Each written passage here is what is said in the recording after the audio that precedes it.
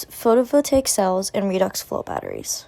One renewable energy concept stems from photovoltaic effect. However, the actual technology that allows for the solar PV process to take place is the photovoltaic cells, or the PV cells. PV cells are electronic components that generate electricity. The cells are typically arranged in a configuration of numbers to create a full solar panel. The PV cells range in material. The monocrystalline silicone PV cell is the most common with the highest efficiency, as the current ratings are between 15 and 22.2%. Polycrystalline silicone cells, although similar in material to monocrystalline, have average efficiencies between 12 and 18%. Next, there is a thin film solar cell, which is least efficient between 9 and 14%.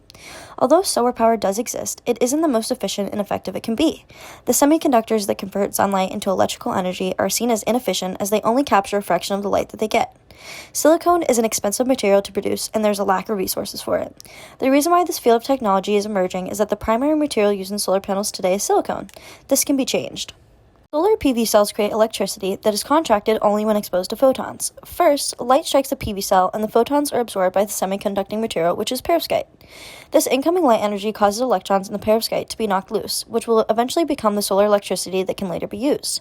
Electrons begin to flow, creating an electrical current, meaning one side has a net positive charge and one has a net negative charge.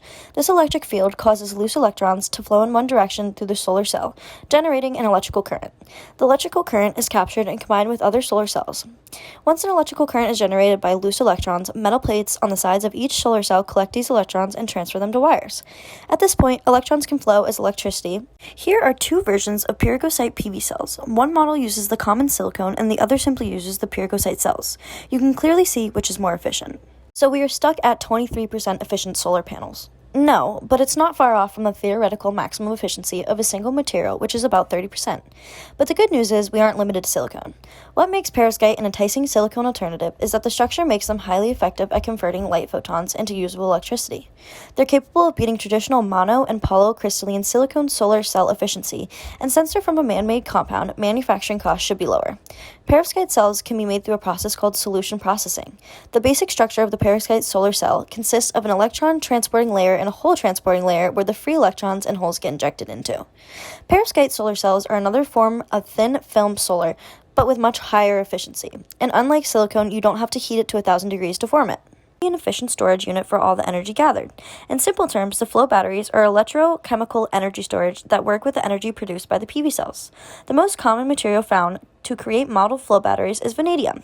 Vanadium is used in larger amounts for flow batteries because a redox flow battery properly holds this energy. The blue and the red tanks typically are going to have some sort of active species. It could be something like sulfuric acid and water. In order to store and release energy, these active species that are dissolved in the electrolyte are charged and discharged in the battery and further release energy. Where this cycle actually occurs is in the reactor, which is between two tanks. This reactor has multiple layers, with the central component being the ion exchange. The ion exchange membrane. The purpose is to allow ions to translate between the two electrolytes, but at the same time block the mixing of the active species. The blue component and the red component become blocked, but the gold component will go through. A flow field is a porous electrode. The purpose of the flow field is to introduce the redox active electrolyte into the reactor so it will flow through the lighter blue channels. The reason why these batteries are emerging technologies is that they are rapidly improving every day. In comparison to lithium-ion batteries, which don't scale up well, aren't as abundant, and degrade, redox flow batteries are more productive. These batteries are used for sustainable energy, and within the next 5 years, we'll be able to fully power cities. That's something a lithium-ion battery could never do.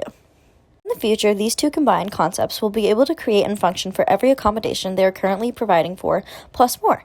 It will do it more efficiently, powerfully, and in larger sizes. So what can they do now? Here are a few examples to put in perspective how powerful this emerging technology can be. The new device, which charges a phone, offers a longer lifespan, better solar power conversion utilization ratio, and capacity utilization rate. This has yet to be released, but shows how these two emerging technologies can change the way we power our future. A fully solar-powered car is commercialized for the future. This use of solar energy is not yet widely available unless you own an electric car or EV and charge it with the solar panels. One of the main attributes of the PV cells and flow batteries working together is that instead of powering small grids of areas like houses, these two combined will be able to power full cities off of one battery. That includes lighting, heating, any form of electricity, or emergency power. This relates to new media in the future because it takes the concepts of two incredibly sophisticated but sustainable ideas and creates a new world where technology is run by sustainable energy completely. This may create a positive effect and allow for more open opportunities in the technology/media industry to grow and expand. Picture computers, cameras, phones, and any of our gadgets we use today, but more powerful. Picture a place where you don't have to worry about buying an iPhone every few years because yours has died. With something like this, a phone could last 10 plus years rather than 2 or 3. Perovskite PV cells, when combined with redox flow batteries, have the potential to shape and set a new bar for the world of new media and technology.